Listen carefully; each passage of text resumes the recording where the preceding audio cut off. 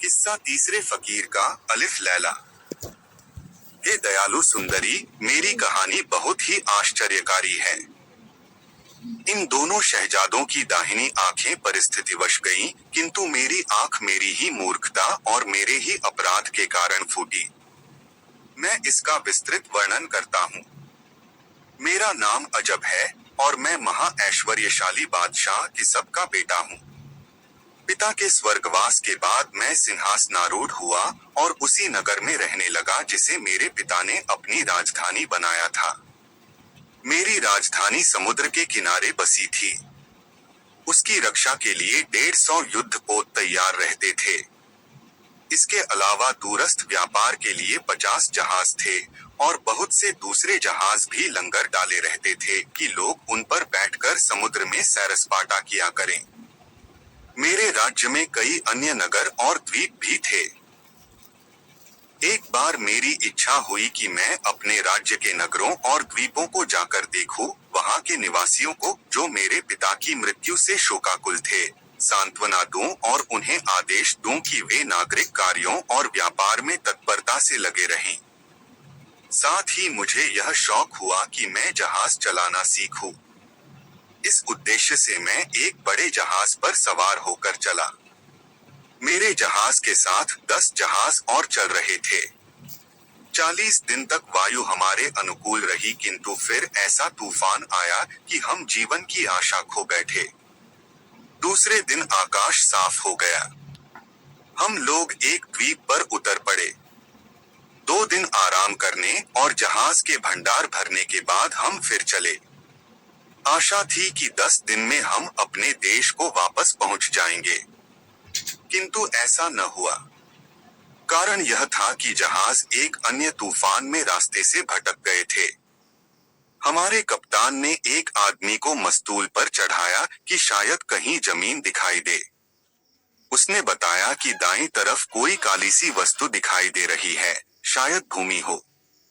लेकिन यह सुनकर कप्तान सिर पीटने और बाल नोचने लगा और बोला, हे स्वामी, अब हम सब खत्म हो जाएंगे। हमारे बचने का कोई उपाय नहीं है। यह कहकर वह और बुरी तरह रोने पीटने लगा। उसकी यह दशा देखकर अन्य माझी भी घबरा गए। मैंने हैरान होकर कप्तान से पूछा कि हम क्यों समाप्त हो जाएंगे। उसने बताया कि तूफान के कारण हमें दिशा ज्ञान नहीं रहा और हम मार्ग से भटक गए, और अब हवा के कारण हमारा जहाज उस काली वस्तु के पास जा पहुंचेगा। वह एक चुंबक का पहाड़ है। जहाज वहां पहुंचेगा तो उसकी सारी कीलें और लौह पट्टिकाएं लकड़ी से अलग होकर उससे जा चिपकेंगी और जहाज टुकड़े टुकड़े हो जाएगा। चुंबक पत्थर में यह गुण होता है कि वह लोहे को आकृष्ट करता है, और जैसे जैसे लोहा उसके समीप आता है कि चुंबक की आकर्षण शक्ति बढ़ जाती है। सैकड़ों जहाजों के लोहे के टुकड़े इस पर्वत में जा चिपके हैं, जिनके कारण वह ऊपर से नीचे तक लोहे के टुकड़ों से ढक गया है और रंग में काला दिखाई देता है। कहते हैं यह पहाड़ बहुत ऊंचा है। उसके सभी किनारे ढलवा हैं। उसकी चोटी पर एक बहुत बड़ी पीतल की गोल और मोटी चादर है जो पीतल के खंभों पर टिकी हुई है। उस चादर पर एक घुड़सवार की मूर्ति पीतल की बनी हुई है। सवार की छाती पर एक शीशे की तख्ती लगी है जिस पर कुछ जादू के अक्षर खुदे हैं। कहते हैं कि पहाड़ की आकर्षण शक्ति का कारण वही मूर्ति है। यह कहकर कप्तान फिर रोने पीटने लगा और उसके साथ जहाज के दूसरे माझी भी रोने चिल्लाने लगे। मुझे भी लगने लगा कि मेरी उम्र अब खत्म होने को है और मेरी मौत मुझे खींचकर यहाँ लाई है। सभी लोग इस चिंता में पड़े कि कैसे अपने प्राणों की रक्षा करें। वह लोग यह भी कहने लगे कि जो कोई हमारे प्राण बचाए हम सदा के लिए उसके गुलाम हो जाएंगे। सबने कोई न कोई उपाय सोच लिया। सुबह को हमारा जहाज उस काले पहाड़ के सामने जा पहुंचा। उसे देखकर सबके छक्के छूट गए और जो उपाय लोगों ने बचाव के लिए सोचे थे सब भूल गए, और जहाज में ऐसा करुण क्रंदन होने लगा जिसका ठिकाना न था। दोपहर को वही हुआ जो अनुभवी कप्तान ने कहा था, यानी पहाड़ ने जहाजों को इतनी जोर से खींचा कि उनकी कीलें और लोहे की दूसरी चीजें उड़कर पहाड़ से चिपकने लगीं। जहाजों के टूटने से महाभयानक शब्द होने लगा और कुछ ही क्षणों में 11 जहाज सागर तल में समा गए। उन जहाजों की किसी वस्तु और किसी मनुष्य का पता न लगा। एक मैं ही भगवान की दया से जीता रहा। संयोग से एक जहाज का टुकड़ा मेरे हाथ आ गया और मैं उसी के सहारे तैरने लगा। कुछ ही देर में मैं किनारे पर पहाड़ के नीचे पहुंचा। मैं पहाड़ पर चढ़कर सुरक्षित होना चाहता था, लेकिन वह ऐसी खड़ी ढलान का पहाड़ था कि कहीं ऊपर जाने की गुंजाइश ही नहीं मालूम होती थी। अचानक मुझे एक और नीचे से ऊपर जाते हुए मानव पदचिह्न गहरे खुदे हुए दिखाई दिए, जिनसे ऊपर तक सीढ़ियां सी बन गई थीं। मैंने भगवान का नाम लेकर चढ़ना शुरू किया। चढ़ने की जगह बड़ी तंग थी और कहीं भी दूसरा मार्ग नहीं दिखाई देता था। साथ ही हवा इतने वेग से चल रही थी कि प्रतिक्षण गिरने का भय था। लेकिन भगवान की कृपा से मैं धीरे धीरे ऊपर तक जा पहुंचा और पीतल के गोले के अंदर जाकर भगवान को धन्यवाद देने लगा कि उसने इतनी कठिन परिस्थितियों में भी मुझे जीवित रखा। रात हो गई थी, इसलिए उसी वृत्त के अंदर लेटकर सो गया। स्वप्न में देखा, मुझसे एक बूढ़ा कह रहा है अजब, जागने पर अपने पांवों के नीचे की भूमि खोदना। तुम्हें एक पीतल का धनुष और शीशे के 3 बाण मिलेंगे। वे तीनों तीर घोड़े पर सवार मूर्ति को मारना, इससे मूर्ति समुद्र में जा गिरेगी और घोड़ा तेरे पैरों के पास आ गिरेगा। तुम घोड़े को वहीं भूमि में गाड़ देना। इसके बाद समुद्र में तूफान आएगा और वह चढ़ने लगेगा, यहाँ तक कि तुम्हारे पास आ जाएगा और एक छोटी नाव से तुम एक अन्य समुद्र में पहुंच जाओगे और फिर अपने नगर को पहुंच जाओगे। लेकिन खबरदार, इस सारे समय में भगवान का नाम बिल्कुल नहीं लेना। इसके बाद मेरी आंख खुल गई। मैं अपने छुटकारे का उपाय जानकर अति प्रसन्न हुआ। बूढ़े के कहने के अनुसार धरती को खोदा तो उसमें से 3 बाण और धनुष निकले। मैंने कमान से तीनों तीर पीतल के घुड़सवार पर छोड़े। तीसरे तीर के लगते ही सवार की मूर्ति समुद्र में गिर गई और घोड़े की मूर्ति मेरे पांवों के पास आ गिरी। मैंने उसे उसी जमीन में गाड़ दिया जहां से धनुष और बाण निकाले थे। अब समुद्र चढ़ने लगा और चढ़ते चढ़ते पीतल के घेरे के पास आ गया। जहां मैं था वहां एक नाव भी आ लगी, जिसमें पीतल का माझी बैठा था। मैं नाव पर बैठ गया। वृद्ध पुरुष की हिदायत को ध्यान में रखकर मैंने भगवान का नाम न लिया, बल्कि अपना मुंह बंद ही रखा। पीतल का माझी 9 दिन तक नाव चलाता रहा और ऐसी जगह पहुंच गया जहां आसपास कई द्वीप दिखाई दे रहे थे। मैं बहुत खुश हुआ कि अब कठिनाइयों से उबर जाऊंगा और इसी दशा में भगवान को धन्यवाद दे बैठा। तुरंत ही माझी समेत वह नाव समुद्र में डूब गई। अब मैं फिर तैरने लगा और एक द्वीप की ओर जाने लगा। कई घंटे तक तैरता रहा, यहाँ तक कि शाम होने लगी और मेरे हाथ पांव भी थकन से ऐसे भारी हो गए कि तैरा ही नहीं जाता था। ऐसे ही में एक बड़ी भारी लहर आई और उसने मुझे तट पर ला फेंका। मैं दौड़कर आगे चला गया कि कहीं दूसरी लहर आकर मुझे वापस समुद्र में न खींच ले जाए। मैंने अपने कपड़े उतारकर निचोड़ा और हवा में हिलाकर सुखाए। फिर मैं इधर उधर घूमकर देखने लगा। कई फल वाले पेड़ दिखाई दिए, लेकिन वहां आदमी कोई नहीं दिखाई दिया। मैंने कई फल खाए और इस तरह अपनी भूख और थकान दूर की। इसके बाद मैंने अपनी चिंता छोड़ दी और सोचा कि जो भगवान करेगा ठीक ही होगा। थोड़ी देर बाद देखा कि एक छोटा सा जहाज पाल उड़ाता हुआ उस द्वीप की ओर आ रहा है। पहले मैंने सोचा कि वह तट पर आए तो मैं उसके पास जाऊं। फिर सोचा कि अच्छी तरह देख लेना चाहिए, ऐसा तो नहीं कि उसमें लुटेरे हों या मेरे शत्रु हों। इसलिए मैं एक घने और ऊंचे पेड़ पर चढ़ गया और छुपकर बैठ गया और ध्यानपूर्वक देखने लगा कि जहाज के लोग क्या करते हैं। कुछ ही देर में जहाज किनारे पर रुका और उसमें से बहुत से आदमी फावड़े और दूसरे औजार लेकर निकले। फिर वे कुछ दूर जाकर भूमि खोदने लगे।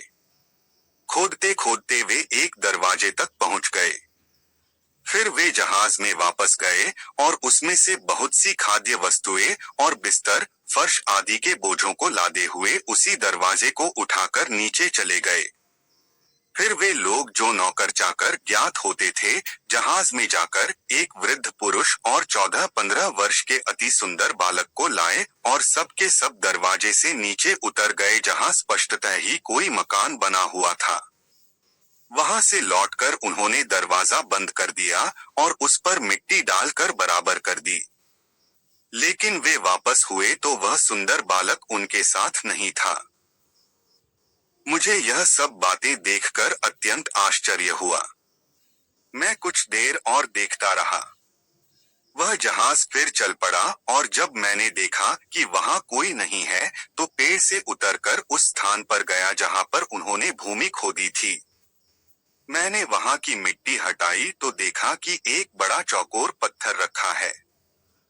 उसे उठाया तो दिखाई दिया कि नीचे तक सीढ़ियां गई हैं। मैं उतरकर नीचे गया तो देखा कि बहुत बड़ा मकान है जहां हर तरफ कालीन बिछे हैं। दालान में कालीन पर सुंदर गद्दे पड़े हैं जिन पर सुनहरे गिलाफ चढ़े हैं। वहां पर बालक बैठा था। वह एक हल्का सा पंखा झल रहा था। उसके पास 2 बड़ी मोमबत्तियां जल रही थीं। कई गुलदस्ते और खाने पीने की बहुत सी चीजें उसके पास रखी थीं। मुझे वहां देखकर वह बालक घबरा गया। मैंने उसे तसल्ली देते हुए कहा कि तुम मुझसे डरो नहीं। तुम तो राजकुमारों जैसे लगते हो। मैं तुम्हारे जैसे बच्चों को किसी प्रकार की हानि नहीं पहुंचाना चाहता। मुझे यह देखकर दुख हुआ कि तुम्हारे साथी तुम्हें जीते जी ही इस कब्र में गाड़ गए हैं। खैर, अब तुम चिंता न करो, मैं तुम्हें इस कब्र से निकाल दूंगा। लेकिन पहले तुम अपना किस्सा तो बताओ कि वे लोग तुम्हें यहाँ क्यों गाड़ गए हैं। देखो, सब कुछ निडर होकर सच सच बताना, कुछ छुपाना नहीं। यह तो मैं देख चुका हूँ कि उन सब लोगों ने मिलकर तुम्हें यहाँ दफन किया है और शायद तुम यहाँ पर जबरदस्ती लाए गए हो। लेकिन मैं यह जानना चाहता हूँ कि उन लोगों ने ऐसा क्यों किया। मेरी बातों से लड़के को तसल्ली हुई। उसने मुझे अपने पास बैठने को कहा और जब मैं बैठ गया तो उसे अपना वृत्तांत आरंभ किया। हे महानुभाव, मेरी कहानी बड़ी आश्चर्यजनक है। आप उसे सुनकर स्तंभित रह जाएंगे। मेरा पिता एक जौहरी है। उसने अपनी लगन और बुद्धिमानी से बहुत साधन एकत्रित किया है। उसके सैकड़ों नौकर चाकर और बहुत सी कोठियां हैं। वह अपने जहाजों पर सवार होकर देश देश घूमता है। हर स्थान पर उसके गुमाश्ते हैं जो उसकी ओर से रत्नों का क्रय विक्रय करते हैं। इतना प्रचुर धन होने पर भी मेरे पिता के यहाँ बहुत दिनों तक कोई संतान नहीं हुई। एक रात उसने स्वप्न में देखा, कोई कह रहा है कि तुम्हारे यहाँ एक पुत्र होगा किंतु उसकी आयु बहुत कम होगी। यह स्वप्न देखकर मेरे पिता को बड़ा दुख और चिंता व्याप्त हुई। उसके कुछ दिनों बाद मेरी माता ने मेरे पिता को बताया कि मुझे गर्भ रह गया है। उसके 9 महीने बाद मैं पैदा हुआ। मेरे जन्म पर सारे परिवार वालों और नातेदारों को अतीव प्रसन्नता हुई किंतु मेरे पिता को अपना स्वप्न याद करके दुख ही बना रहता था। अतएव उसने ज्योतिषी लोगों से सलाह ली। उन्होंने कहा, इस बालक को 14वें वर्ष में मृत्यु का भय है। अगर उस समय बच गया तो फिर यह बहुत दिन जिएगा और इसकी आयु काफी लंबी होगी। उन्होंने कहा कि हमें ग्रहों से यह भी ज्ञात हुआ है कि अजब नाम का बादशाह एक पीतल के घुड़सवार को, जो एक चुंबक के पर्वत की चोटी पर मौजूद हैं, समुद्र में गिरा देगा। उसके 50 दिन के बाद अजब बादशाह इस लड़के को मार डालेगा। मेरा पिता तो पहले ही से स्वप्न देखकर दुखी था। अब ज्योतिषियों से यह सुनकर और भी चिंता में पड़ गया और रात दिन यह सोचता रहता कि इस लड़के की जान कैसे बचाई जाए। इसीलिए उसने यह तहखाने का मकान बनवाया। मुझे 14वां वर्ष लगा तो दूसरे ही दिन ज्योतिषियों ने आकर कहा कि 10 दिन हुए बादशाह अजब ने पीतल के घुड़सवार को समुद्र में गिरा दिया है। यह सोचकर मेरे पिता की चिंता और बढ़ी और वह घंटों तक सोचता रहा कि मेरे सर से ग्रह कैसे टले। अंततः उसने इस निर्जन द्वीप में पहले से बनाए हुए भूमिगत आवास में मुझे बंद करने का निश्चय किया। उसने सोचा कि बादशाह अजब जैसा शक्तिशाली इस निर्जन द्वीप में क्यों आएगा, और आएगा भी तो यह तहखाना कैसे पाएगा। इसलिए 40 दिन तक मुझे इस मकान में बंद कर दिया जाए, जिससे न मैं किसी को देखूं न कोई मुझे देखे। यही कारण है मेरे इस स्थान पर लाए जाने का। जब वह बालक अपनी बात कह चुका तो मैं मन ही मन ज्योतिषियों को त्रिकालदर्शी होने के दावे पर हंसने लगा। मैं सोचने लगा, ऐसे प्यारे निर्दोष बालक की मैं क्यों हत्या करने लगा। उसे दिलासा देने के ख्याल से मैंने उसे अपना नाम तो न बताया, किंतु उससे कहा, तुम्हें अब डरने की बिल्कुल आवश्यकता नहीं है, मैं तुम्हारी रक्षा के लिए यहाँ आ गया हूँ। यह संयोग ही है कि तुम्हारा रक्षक मैं बना, क्योंकि आज ही तट के निकट मेरा जहाज डूबा और मैं अकेला उसमें से बचा और तैरता हुआ इस द्वीप पर आया जहाँ पर मैंने तुम्हारा हाल देखा। तुम भगवान पर भरोसा रखो, किसी प्रकार की चिंता अपने मन में न लाओ। ज्योतिषियों की भविष्यवाणी कभी सच्ची नहीं होगी। मैं यहाँ रहकर 40 दिन तक तुम्हारी सेवा और रक्षा करूंगा और भगवान की दया से यह 40 दिन की अवधि भी कुशलता पूर्वक बीत जाएगी। जब तुम्हारा पिता तुम्हें लेने के लिए आएगा तो मैं भी तुम्हारे साथ तुम्हारे देश चला जाऊंगा और वहां से किसी जहाज पर अपने देश के लिए रवाना हो जाऊंगा। मैं आजीवन तुम्हारा उपकार न भूलूंगा। मैंने इस प्रकार उससे धैर्य देने वाली बहुत सी बातें की। मैंने ध्यान रखा कि भूल से भी मेरी जिह्वा पर मेरा या मेरे पिता का नाम न आए, क्योंकि इससे उस बालक के मन में अकारण भय उत्पन्न हो जाता। उसका जी बहलाने के लिए मैं तरह तरह की कहानियां और अन्य प्रकार के वृत्तांत सुनाता रहा। वह बालक अत्यंत कुशाग्र बुद्धि जान पड़ता था और इतने दिनों तक चुपचाप रहने के बाद मुझे उससे वार्तालाप करके बड़ी प्रसन्नता हो रही थी। रात हुई तो हम दोनों ने मिलकर भोजन किया। उसका पिता इतनी खाद्य सामग्री रख गया था कि 2 या 3 आदमियों तक को 40-41 दिन तक काफी होती। रात होने पर हम लोग भोजन करने के उपरांत सो गए। दूसरे दिन सुबह जागने पर मैं उसके हाथ मुंह धोने के लिए उसके पास जल ले गया। फिर हम लोगों ने स्वादिष्ट व्यंजनों का नाश्ता किया। दिन भर उसके साथ शतरंज और चौपड़ खेलकर उसका जी बहलाता रहा। रात को भोजन करके हम लोग फिर सो रहे। हम लोग इसी प्रकार दिन व्यतीत करने लगे और इसके कारण हम दोनों में एक दूसरे के प्रति स्नेह बहुत बढ़ गया। विशेषतः मुझे तो वह बालक प्राणों से भी प्यारा लगने लगा। मुझे विश्वास हो गया कि ज्योतिषियों का यह कथन सिर्फ बकवास था कि बालक अजब बादशाह के हाथ से मारा जाएगा, क्योंकि अजब बादशाह को यानी मुझे तो यह जान से प्यारा है। मैं इसकी हत्या क्यों करूंगा। इसी प्रकार 39 दिन तक हम दोनों हंसी खुशी उस घर में रहे।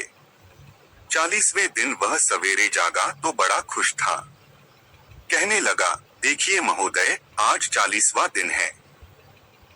भगवान की दया से और आपके अनुग्रह से मैं सही सलामत हूँ। मेरा पिता जब सुनेगा कि आपने इस अवधि में मेरी कितनी सेवा की है और मेरा कितना उपकार किया है, तो वह आपका अत्यंत कृतज्ञ होगा और आपको सुरक्षा पूर्वक आपके देश में पहुंचा देगा। फिर उस लड़के ने मुझसे कहा कि मेरे लिए कुछ जल गर्म कर दीजिए ताकि मैं अच्छी तरह नहाकर नए कपड़े पहनूं, क्योंकि मेरा पिता आज मुझे लेने के लिए आएगा। मैंने पानी गर्म करके उसके नहाने धोने का प्रबंध कर दिया। नहाने के बाद वह बिस्तर में आ लेटा। मैंने उसे लिहाफ उठा दिया और वह कुछ देर के लिए सो गया। सोकर उठने पर उसने कहा कि महोदय, मेरा जी करता है कि खरबूजा खाऊं, आप एक खरबूजा और थोड़ी सी मिश्री मेरे लिए ले आइए। मैंने जाकर खरबूजों के ढेर में से एक अच्छा खरबूजा छांटा और उसे चीनी की तश्तरी में रखकर उसके पास लाया। फिर मैंने उससे पूछा कि इसे काटने के लिए छुरी चाहिए, छुरी कहाँ है? उसने कहा, मेरे सिरहाने की तरफ जो आला है उसमें छुरी रखी है। ताक ऊंचा था, मैं उस तक नहीं पहुंच सका। इसलिए मैंने उछलकर छुरी उठाना चाहा। फिर भी यह न हो सका। इसलिए मैं एक मोखे का सहारा लेकर ऊंचा हुआ और छुरी मेरे हाथ में आ गई। मैं चाहता था कि धीरे से उतर जाऊं, लेकिन संयोग से मेरा पाँव फिसल गया और मैं संभल ही न सका। मैं उस जौहरी के बेटे के ऊपर ही गिरा और मेरे हाथ की छुरी उसके हृदय में घुस गई और वह तड़प कर वहीं ठंडा हो गया। मुझे अत्यंत शोक हुआ। मैंने अपने कपड़े फाड़ डाले और सिर और छाती पीटने लगा और पछाड़े खाकर जमीन पर गिरने लगा। मैं बराबर रो रो कर कहता था कि इस अभागे दिन में कुछ घड़ियां रह गई थीं। यह समय भी टल जाता तो लड़के की जान बच जाती। ज्योतिषियों का कहना ठीक ही निकला और मैं अभागा ही इस प्यारे बच्चे की मृत्यु का कारण बना। मैंने आकाश की ओर मुख किया और दोनों हाथ उठाकर कहने लगा कि हे सर्वशक्तिमान परमेश्वर, तू सब कुछ देख रहा है और तू सब कुछ जानता है। तुझे ज्ञात है कि इस बालक को मैंने जानबूझकर नहीं मारा है। यदि इसकी मृत्यु में मेरा तनिक भी दोष हो तो तू इसी समय मेरे प्राण ले ले। इसी प्रकार मैं बहुत देर तक जौहरी के पुत्र की लाश के पास बैठकर रोता कल्पता रहा।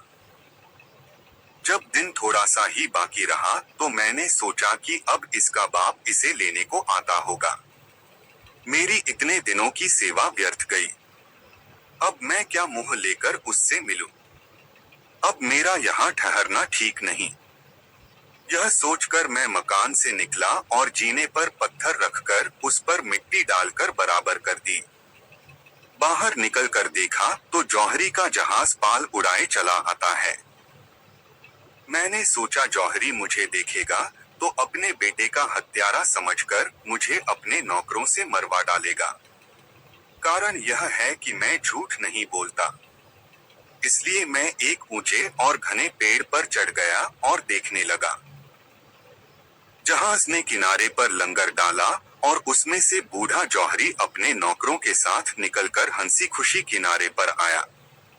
तहखाने के पास जाकर उन लोगों ने पत्थर हटाकर जीने का रास्ता खोला, लेकिन अब बूढ़े की प्रसन्नता गायब हो गई और उसके मुंह पर झांसी फिर गई। कारण यह था कि उसने अपने पुत्र का नाम लेकर पुकारा तो अंदर से कोई उत्तर न आया। जब वे लोग अंदर गए तो देखा कि लड़का मरा पड़ा है और उसके हृदय में छुरी घुसी है, क्योंकि मुझे छुरी निकालने का ध्यान नहीं रहा। लाश को देखकर उन लोगों में अचानक रोना चिल्लाना शुरू हो गया। उन लोगों का विलाप और मृत बालक का उनके मुंह से गुणानुवाद सुनकर मुझे भी रोना आ रहा था। बूढ़ा जौहरी तो बेचारा अपने पुत्र का शव देखकर अचेत ही हो गया। उसके सेवकों ने उसे तहखाने से बाहर निकालकर उसी पेड़ के नीचे बिठाया जिसके ऊपर मैं छुपा बैठा था। फिर वे लड़के की लाश को बाहर लाए, उसे नहलाया और सफेद कफन पहनाया और कब्र खोदकर उसमें लाश उतार दी। लड़के के पिता ने, जो इस बीच बराबर रोता रहा था, 3 बार कब्र में मिट्टी डाली और फिर उसके सेवकों ने कब्र को मिट्टी से ऊपर तक भर के बराबर कर दिया। इसके बाद वे लोग तहखाने में गए और वहां से बची हुई खाद्य वस्तुएं और वस्त्र बाहर लाकर जहाज पर ले गए। कुछ ही देर में उनका जहाज उन सबको लेकर देश को चल दिया। उसके बाद देर बाद मैं पेड़ से उतरा और उसी तहखाने में चला गया। अब मेरा नियम यह हो गया था कि रात में उसी घर में रहता और दिन में इधर उधर घूमकर वहां से निकलने के लिए रास्ते की खोज करता रहता। भूख लगने पर जंगली फलों आदि से पेट भरता रहता। इसी प्रकार लगभग 1 महीना और बीत गया। फिर मैंने देखा कि समुद्र का जल धीरे धीरे घट रहा है। समुद्र के घटने से द्वीप का विस्तार बहुत बढ़ गया। समुद्र इतना घटा कि जहां सबसे गहरा था वहां भी कमर के बराबर पानी रह गया और किनारे से दूसरी ओर की भूमि दिखाई देने लगी। कुछ समय के बाद पानी और घटा और पिंडलियों के बराबर हो गया। अब मैंने उसे पार करने की सोची। समुद्र सूखने से मीलों तक बालू निकल आई थी। बड़ी कठिनाई से वह बालू भूमि पार करके समुद्र तट पर पहुंचा और पानी लांघ करके दूसरी भूमि पर पहुंचा। वहां दूर पर आग जलती दिखाई दी। मैंने सोचा यहाँ पर मनुष्य रहते होंगे, क्योंकि बगैर मनुष्यों के आग कैसे जलेगी। पास जाने पर पता चला कि वह आग नहीं है, बल्कि तांबे का बना एक घर है जिस पर सूर्य की किरणें पड़ रही हैं। मैं सोच ही रहा था कि यह मकान किसका हो सकता है कि उसमें से 10 नौजवान बाहर निकले और उनके साथ लंबे कद का एक वृद्ध मनुष्य भी था। सारे जवान दाहिनी आंख से काने थे। मैं सोच ही रहा था कि ये लोग कौन हैं। इतने में उन्होंने स्वयं ही आकर मुझसे नम्रतापूर्वक पूछा कि आप कौन हैं और कहां से आए हैं। मैंने कहा कि मेरी कहानी बड़ी विचित्र और बड़ी लंबी है। यदि आप धैर्यपूर्वक सुन सकें तो मैं सुनाऊं। वे सब सुनने को बैठ गए और मैंने अपना वृत्तांत आद्योपांत सुना दिया। उन्हें यह सुनकर बड़ा आश्चर्य हुआ। फिर वे लोग मुझे उस मकान के अंदर ले गए। उस मकान में कई बड़ी बड़ी दालानें और 12 दरिया पार करके फिर एक बड़ा सा नीला घर दिखाई दिया। उसके चारों ओर 10 कमरे नीले रंग के बने हुए थे, जिनमें एक एक मनुष्य आराम से रह सकता था। कमरों के घेरे के बीच में एक दालान था जो उससे कुछ ऊंचा था। वृद्ध मनुष्य दालान में जा बैठा और चारों ओर के कमरों में 10 जवान कालीनों पर बैठ गए। एक जवान ने मुझसे कहा, हे मित्र, तुम भी घर के बीच में बिछे हुए कालीन पर बैठ जाओ, लेकिन हम कुछ भी करें उसका कारण न पूछना, न यह पूछना कि तुम लोग दाहिनी आंख से काने क्यों हो। कुछ देर में वह बूढ़ा उठा और 10 काने जवानों के लिए खाना लाया। उसने हर एक को खाने में से उसका भाग दिया और एक भाग मुझे भी दिया, जिसे मैंने खा लिया। भोजनोपरांत वृद्ध पुरुष ने हम लोगों को एक एक प्याला सुगंधित मदिरा का दिया। फिर उन लोगों ने मेरे वृत्तांत को, जो उन्हें अद्भुत और रोचक लगा था, दोबारा सुना। इसके बाद हम इधर उधर की बहुत सी बातें करते रहे। जब काफी रात बीत गई तो एक जवान ने बूढ़े से कहा कि हमारे सोने का समय हो गया है, अभी तुम हमारे दैनिक नियम की चीजें नहीं लाए। बूढ़ा एक कोठरी के अंदर जाकर वहां से 10 थाल नीले ढक्कनों से ढके हुए लाया और हर जवान के सामने उसने एक एक थाल रख दिया। ढक्कन खोलने पर हर थाल में राख और काली स्याही थी। उन्होंने राख और स्याही को मिलाकर अपने अपने चेहरे पर मल लिया, जिससे वे सब कुरूप ही नहीं भयानक भी दिखाई देने लगे। फिर वे सब चिल्ला चिल्ला कर रोने लगे और मुंह और सीना पीट पीट कर कहने लगे कि हाँ, हमने कैसी भयानक मूर्खता की है और उसका हमें कैसा कुफल मिला है। बहुत देर तक वे जवान इसी प्रकार रोते पीटते रहे। जब उन्होंने विलाप बंद किया तो वही बूढ़ा एक एक करके सभी के पास पानी और चिलमची ले गया। सभी ने अपना मुंह धोया और जो कपड़े फाड़ डाले थे उन्हें उतार कर बदला और अपने अपने कक्ष में जाकर सो रहे। उन लोगों की यह दशा देखकर मैं अत्यंत उत्कंठित हुआ। मैंने वचन दिया था कि उनसे कुछ न पूछूंगा, किंतु मुझे उत्सुकता के कारण रात भर नींद न आई।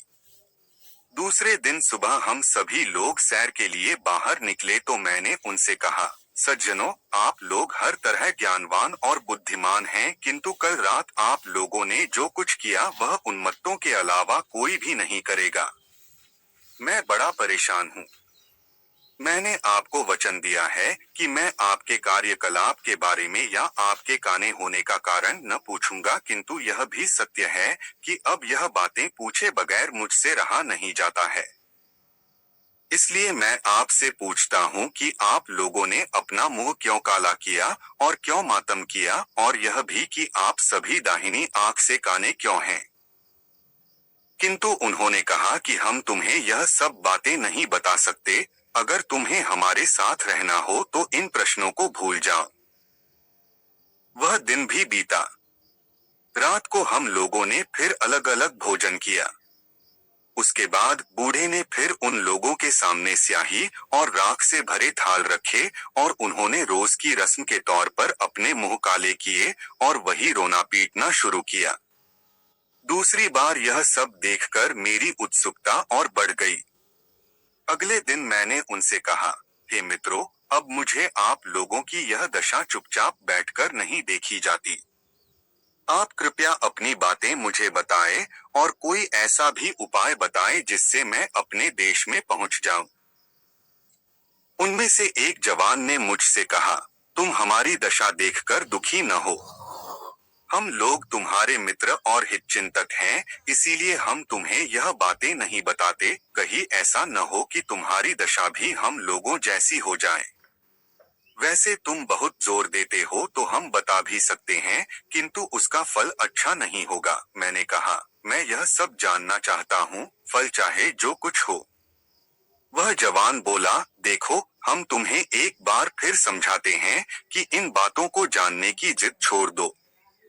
हमारा कहना मानो और इस बारे में कुछ न पूछो, वरना हमारी तरह तुम भी काने हो जाओगे। मैंने कहा, इस बात के फलस्वरूप मुझे जो भी दुख पहुँचे मैं उसे सहने के लिए तैयार हूँ। मैं इसे अपना ही दुर्भाग्य समझूंगा और आप लोगों में से किसी को इसके लिए दोष नहीं दूंगा। उस जवान ने कहा, देखो, अगर किसी कारणवश तुम्हारी दाहिनी आंख फूटी और तुम हमारे पास वापस आए तो तुम हमारे साथ नहीं रह पाओगे। तुम देख रहे हो कि यहाँ 10 ही कक्ष हैं और 10 भरे हुए हैं। यहाँ अब 11वें आदमी के रहने की गुंजाइश नहीं है। मैंने कहा, मुझे यह भी स्वीकार है कि आप मुझे यहाँ न रहने दें, लेकिन अपना भेद जरूर बताएं। जब उन 10 जवानों ने देखा कि मैं अपनी बात पर अड़ा हुआ हूँ तो उन्होंने एक भेड़ का वध किया और उसकी खाल उतारी। फिर छुरी मुझे दे दी और कहा, इसे होशियारी से रखो, यह तुम्हारे बहुत काम आएगी। हम लोग तुम्हें इस भेड़ की खाल में सी देंगे और यहाँ से हट जाएंगे। फिर यहाँ एक अति विशालकाय पक्षी जिसे रुख कहते हैं आएगा और तुम्हें भेड़ समझकर झपट्टा मारकर उठा लेगा और एक बहुत ऊंचे पहाड़ की चोटी पर रखकर तुम्हें खाना चाहेगा। हम पहले से होशियार किए देते हैं। जो ही तुम्हें मालूम हो कि जमीन पर रखे गए हो, इसी छुरी से खाल को चीरकर बाहर निकल आना और जोर से चीखना। रुख पक्षी इससे डरकर भाग जाएगा। इसके बाद तुम निर्भय होकर आगे बढ़ जाना। कुछ दूर चलकर तुम्हें आलीशान महल मिलेगा। उस महल पर ऊपर से नीचे तक हर जगह सोने के पत्थर मढ़े हैं और जगह जगह पर बड़े सुंदर ढंग से हीरे और दूसरे रत्न जड़े हुए हैं।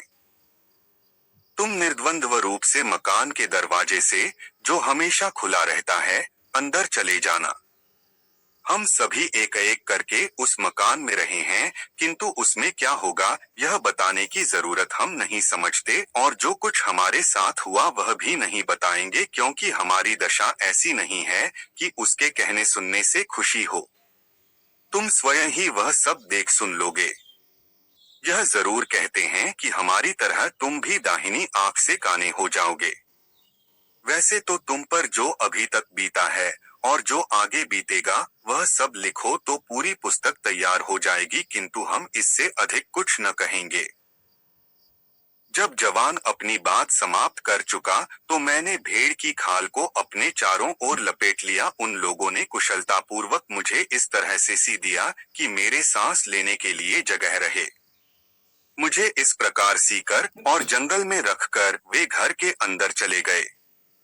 थोड़ी ही देर में रुख नामक विशाल पक्षी आया और भेड़ समझकर मुझे झपट्टा मारकर पंजों में दबाकर ले उड़ा और एक ऊंचे पहाड़ की चोटी पर ले जाकर रख दिया। नीचे जमीन लगते ही मैं छुरी से खाल फाड़कर बाहर आ गया और चीख मारी। पक्षी यह देखकर डरकर उड़ गया। मैं वहां से बताए हुए मार्ग पर चल दिया और तीसरे पहर के लगभग महल तक पहुंच गया।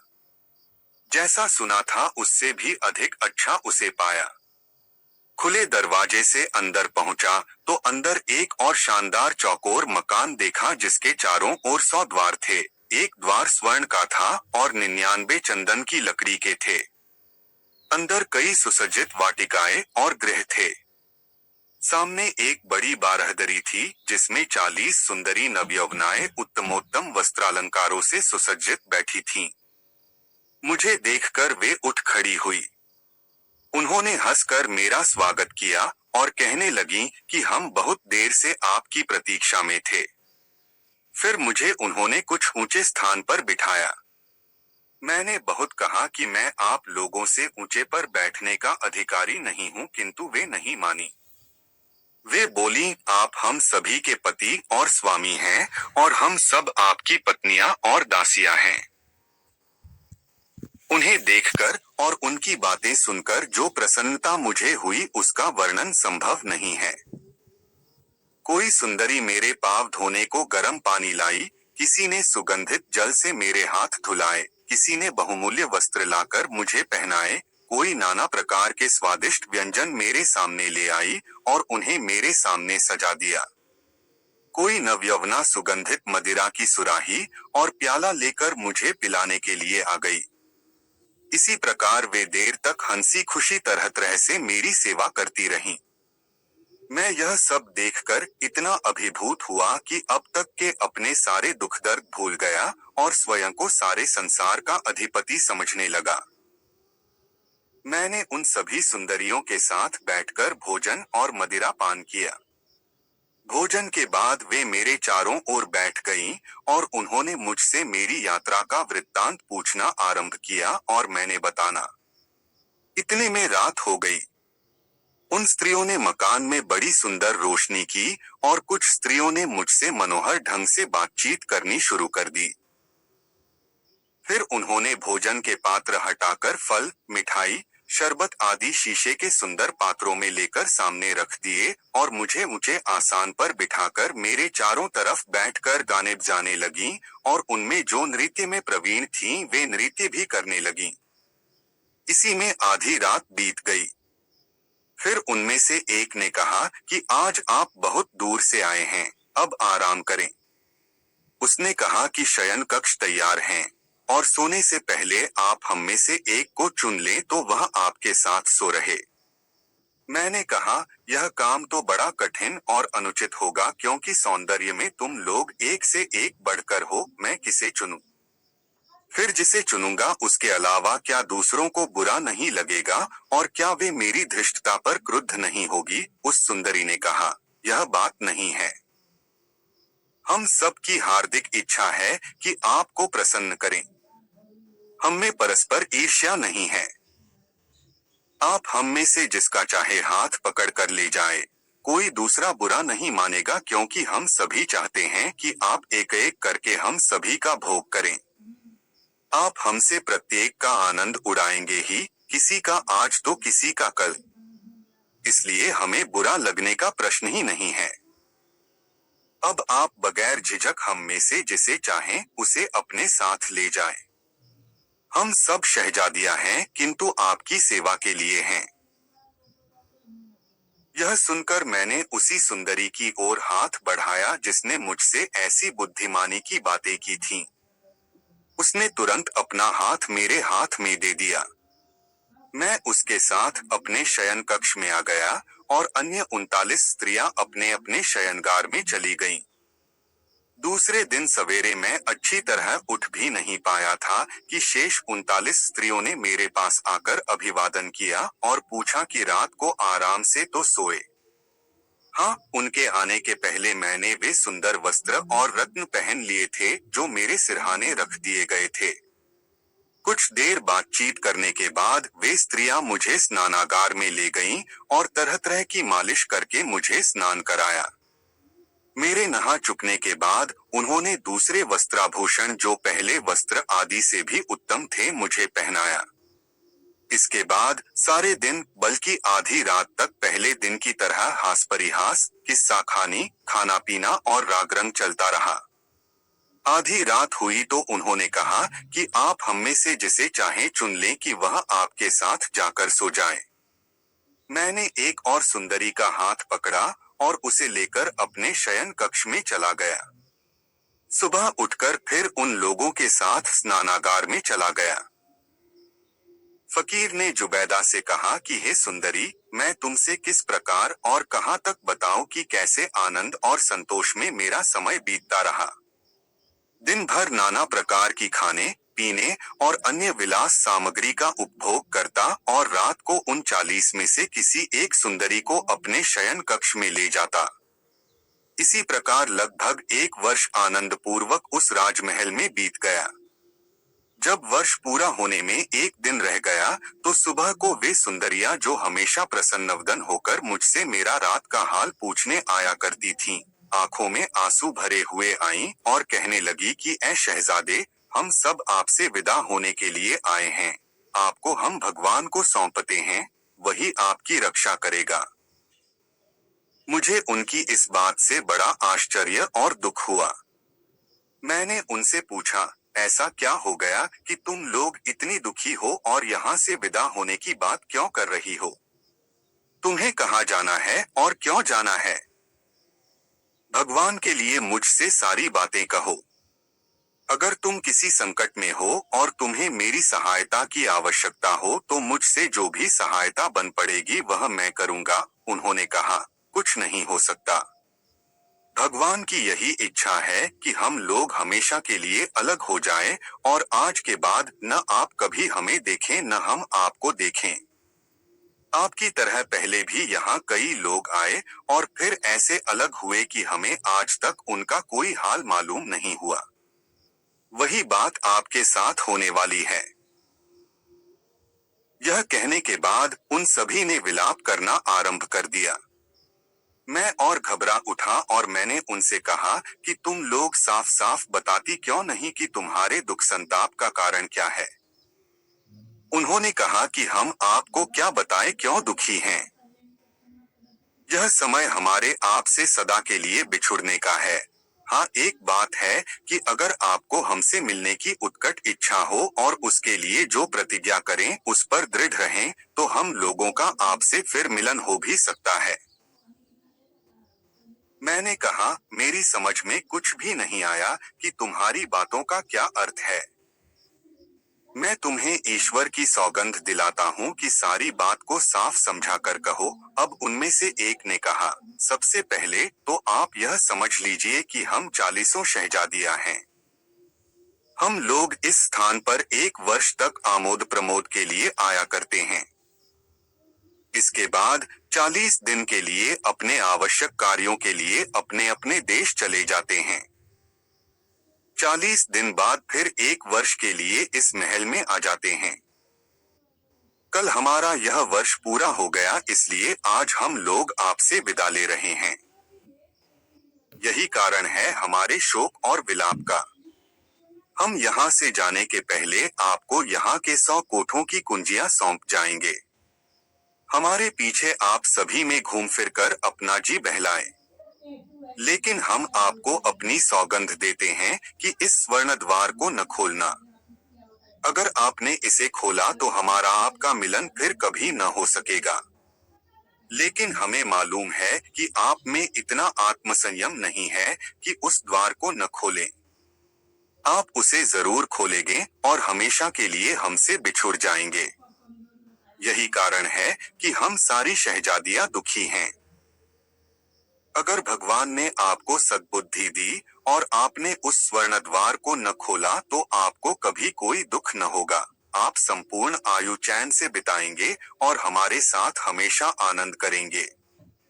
लेकिन अगर आपने हमारे कहने के विपरीत किया तो आपको बहुत अधिक शोक और कष्ट होगा और आपके कष्ट से हमें भी दुख और कष्ट होगा। हम फिर आपसे सौगंध देकर कहते हैं कि इस स्वर्ण द्वार को न खोलना। हमसे वादा कीजिए कि आप ऐसा नहीं करेंगे कि आप हमसे हमेशा के लिए बिछुड़ जाएं। हम वैसे इस स्वर्ण द्वार की चाबी अपने साथ भी ले जा सकते हैं, किंतु यह अच्छा नहीं मालूम होता कि आप जैसे जिम्मेदार और बड़े आदमी पर अविश्वास करें और चाबी आपके हाथ में न दें। हाँ, एक बार फिर यह कहते हैं कि अगर आपने यह स्वर्ण द्वार खोला तो हमें और आपको अतीव कष्ट होगा। उनकी बातें सुनकर मैं भी दुखी हुआ। मैंने उनसे कहा, मुझे तुम लोगों से अलग होने का अत्यंत दुख है। खैर, किसी प्रकार यह 40 दिन काटूंगा। तुम्हारी इस नसीहत को हमेशा याद रखूंगा कि यह स्वर्ण द्वार न खोलूं। मुझे तो नहीं मालूम होता कि मुझ में इतना अधैर्य है कि तुमसे किया हुआ वादा तोड़ दूं। इससे अधिक साधारण बात क्या होगी कि मैं 100 दरवाजों को खोलकर घूमूं फिरूं और एक को खोलने से बाज रहूं। अगर तुम लोग इससे कठिन काम करने को कहती हो उसे भी मैं स्वीकार कर लेता। तुम्हारी बात मानने में तो मेरा ही लाभ है। मैं भला ऐसी बात क्यों करूंगा जिससे मेरी गहरी हानि हो और तुम लोगों से भी हमेशा के लिए अलग होना पड़ जाए। मैं ऐसी बात कभी नहीं करूंगा। यह कहकर मैंने उन सभी को एक एक करके गले लगाया। इसके बाद वे सब चली गईं और मैं उस लंबे चौड़े राजमहल में अकेला ही रह गया। मुझे अत्यंत शोक हो रहा था।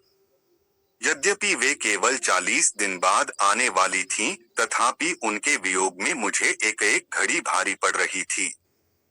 फिर मैंने अपना जी बहलाने को सोचा कि जिन दरवाजों की चाबियां मेरे पास हैं, उन्हें खोल कर देखूं।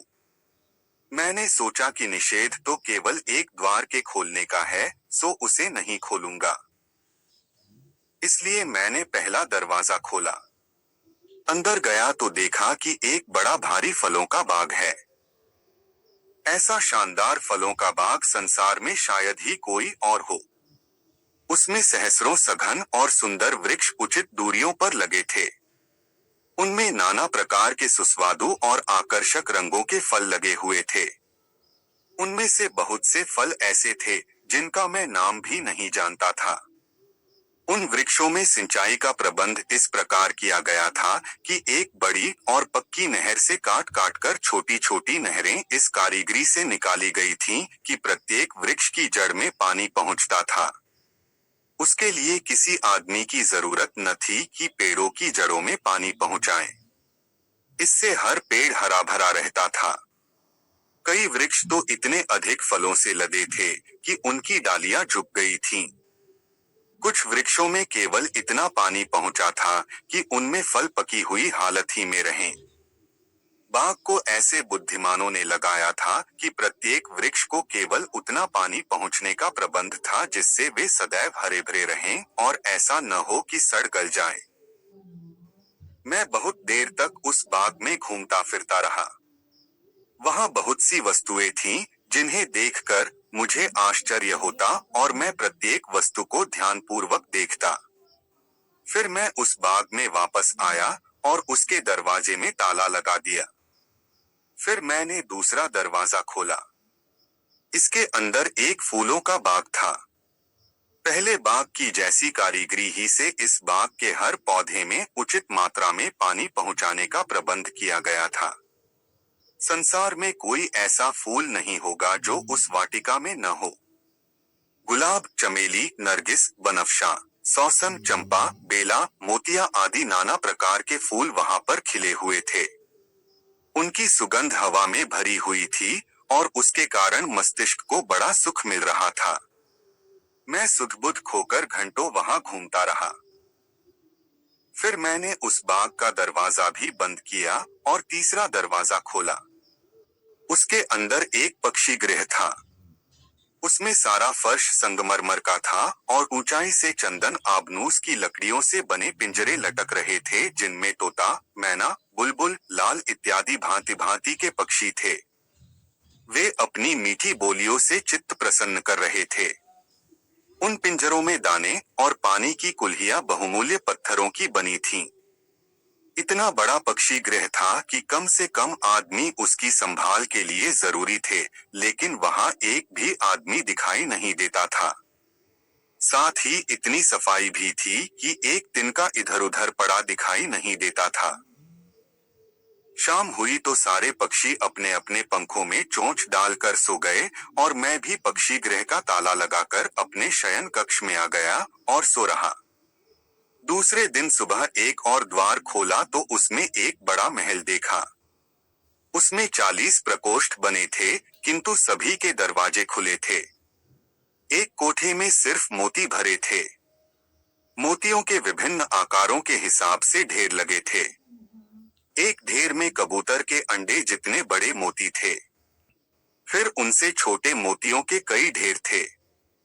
दूसरे कोठे में नीलम भरे थे, चौथे में सोने की ईंटें, पांचवे में अशर्फिया, छठे में चांदी की ईंटें, सातवें में मुद्रा की ढेरियां थीं। इसी प्रकार अन्य कोठों में किसी में पुखराज, किसी में पन्ना, किसी में मूंगा आदि रत्न भरे हुए थे। मैं इस असीम रत्नागार को देखकर आश्चर्यान्वित हुआ और सोचने लगा कि मैं कितना भाग्यशाली हूँ कि इतने खजाने और 40 सुंदर शहजादियों का स्वामी हूँ। फकीर ने जुबैदा से कहा कि हे सुंदरी, मैं उस ऐश्वर्य का उल्लेख करने में असमर्थ हूँ जो मैंने वहां देखा। 39 दिनों तक मैं विभिन्न द्वारों में जाकर वहां की आश्चर्यप्रद वस्तुएं देखता रहा। 40वें दिन मेरे देखने के लिए सिर्फ एक दरवाजा रह गया। यह वही दरवाजा था जिसे खोलने को मुझसे मना किया गया था। मुझे शैतान ने बहका दिया और मैंने अपनी कस्में और वादे तोड़कर उस दरवाजे को भी खोल डाला। दरवाजा खोलते ही उससे बड़ी तेज सुगंध आई जिससे मैं सुध-बुध खो बैठा। होश में आया तो अंदर गया और ठहर कर उस गंध के कम होने की प्रतीक्षा करने लगा। फिर अंदर जाकर देखा तो बहुत बड़ा महल है जिसके फर्श पर केसर बिछी है और सोने की तिपाइयों पर चांदी के दीपक जल रहे हैं जिनमें इत्र के जैसे सुगंधित तेल भरे थे। इसी से वहां तेज सुगंध हो रही थी। और भी कई आश्चर्य की चीजें मैंने वहां पर देखी। मैंने देखा कि एक और बहुत उम्दा मुश्की घोड़ा बंधा है। उसके सामने जो जल पात्र था उसमें गुलाब जल भरा हुआ था और खाने की नांद में तिल और जौर भरे थे। उस घोड़े की लगाम में सोने के पत्थर लगे थे। मैंने उस घोड़े की लगाम पकड़कर उसे बाहर निकाला कि बाहर के प्रकाश में उसे भली प्रकार देख लूं। बाहर लाकर मैं उस पर सवार हो गया और उसे चलने का इशारा दिया, लेकिन वह न चला। फिर मैंने उसे एक चाबुक मारा। चाबुक लगते ही घोड़ा भयानक रूप से हिनहिनाया और अपने पंखों से, जिन्हें मैंने पहले नहीं देखा था, उड़ चला। मैं घबराकर उसकी अयाल पकड़कर लटक गया। घोड़ा मुझे लेकर इतना ऊंचा उड़ा कि वहां से पृथ्वी बहुत छोटी दिखाई देती थी। फिर वह उतरकर उसी ताबे के मकान की छत पर पहुंच गया जहां पर मैं पहले पहुंचा था। वहां उसने अपने शरीर को इतने जोर का झटका दिया कि मैं पीठ के बल जमीन पर गिरा। घोड़े ने अपनी पूंछ मेरी दाहिनी आंख में मारी जिससे वह फूट गई। फिर घोड़ा उड़ गया। मैं किसी तरह गिरता पड़ता नीचे आया। नीचे बारहदरी और उसके इर्द गिर्द बने हुए 10 कमरों को देखकर मुझे विश्वास हो गया कि यह वही महल है जहां मैं पहले आया था। उस समय वे 10 जवान वहां नहीं थे। मैं उनकी प्रतीक्षा करने लगा। कुछ देर में वे लोग बूढ़े आदमी के साथ वहां आए। उन्होंने न मेरी ओर कुछ ध्यान दिया न मेरी आंख फूटने पर सहानुभूति प्रकट की। उन्होंने कहा, देखो भाई, हम लोग तो तुम्हारे दुर्भाग्य का कारण नहीं सिद्ध हुए। मैंने कहा, आप लोग ठीक कहते हैं। मुझ पर जो मुसीबत पड़ी वह अपनी ही मूर्खता के कारण पड़ी, किंतु मैं जानना चाहता हूँ कि इस मुसीबत को दूर करने का भी उपाय है या नहीं। उन्होंने कहा, अगर हम ऐसा उपाय जानते तो अपनी मुसीबत को दूर न कर लेते। तुम्हारी तरह हम लोग भी एक एक वर्ष तक उन शहजादियों के साथ आनंद पूर्वक रहे। अगर हम वह स्वर्ण द्वार न खोलते तो हम उनके साथ आनंद पूर्वक रहते। तुम हम लोगों से अधिक बुद्धिमान दिखाई देते थे, फिर भी तुम वह सोने का दरवाजा खोलने से बाज न आ सके और अपने को ऐसी मुसीबत में डाल बैठे। अच्छा, यह तो हम तुम्हें पहले ही बता चुके हैं कि अब यहाँ 11वें आदमी के रहने के लिए स्थान नहीं है। तुम्हारे लिए यही उचित होगा कि तुम यहाँ से बगदाद जाओ, जहाँ का रास्ता हम बता देंगे। वहाँ तुम्हें ऐसा व्यक्ति मिलेगा जो तुम्हारे दुख दूर करेगा। उनकी सलाह मानकर मैं बगदाद पहुँचा। रास्ते में दाढ़ी मूछ और भवे मुंडवादी और फकीरों के वस्त्र पहन लिए। चलते चलते बहुत दिन बाद आज शाम को बगदाद पहुंचा। परकोटे पर इन दोनों साथियों से भेंट हुई। फिर तुम्हारे घर आए, जहां तुमने हमारा बड़ा सत्कार किया। जब तीसरा फकीर अपना हाल कह चुका तो जुबैदा ने उससे और उसके दोनों साथियों से कहा कि मैंने तुम तीनों का अपराध क्षमा किया, अब तुम लोग यहाँ से चले जाओ। एक फकीर ने कहा कि आप कृपा करके हमें इतनी अनुमति दें कि हम यहाँ रुककर इन बाकी 3 आदमियों की कहानी भी सुन लें। जुबैदा ने खलीफा, जाफर और मसरूर की ओर देखकर अपना अपना हाल कहने का इशारा किया। वह यह तो जानती ही न थी कि यह लोग कितने उच्च पद के हैं, इसीलिए उसने उन्हें अपना अपना हाल सुनाने की आज्ञा दी। खलीफा के मंत्री जाफर ने निवेदन किया, हे सुंदरी, हम लोग इस महल में प्रवेश करने के समय ही अपना अपना हाल कह चुके हैं। अब तुमने फिर पूछा है तो कहते हैं कि हम लोग मोसिल से आए हुए व्यापारी हैं। हम अपनी व्यापार की वस्तुएं बेचने यहाँ आए थे और एक सराय में उतरे थे। आज रात के लिए एक व्यापारी ने हमें खाने का निमंत्रण दिया। जब हम उसके घर पहुँचे तो उसने हम लोगों को अत्यंत स्वादिष्ट भोजन कराया और बढ़िया शराब पिलाई। फिर देर तक उसके यहाँ संगीत और नृत्य का कार्यक्रम चला। वहाँ का शोर इतना बढ़ा कि गश्त पर निकले सिपाही आ गए। उन्होंने कई लोगों को गिरफ्तार कर लिया। हम लोग भाग्यशाली थे कि किसी प्रकार बचकर निकल आए, लेकिन रात अधिक बीत जाने के कारण हमारी सराय का द्वार बंद हो गया था। हम लोग परेशान थे कि रात कहाँ बिताएं। इधर उधर भटकते हुए तुम्हारी गली में आ गए। तुम्हारे घर में हंसने बोलने और गाने बजाने की आवाजें आ रही थीं। इसीलिए हमने दरवाजा खुलवाया। तुमने कृपा कर हम लोगों का आदर सत्कार किया। यही हमारी कहानी है।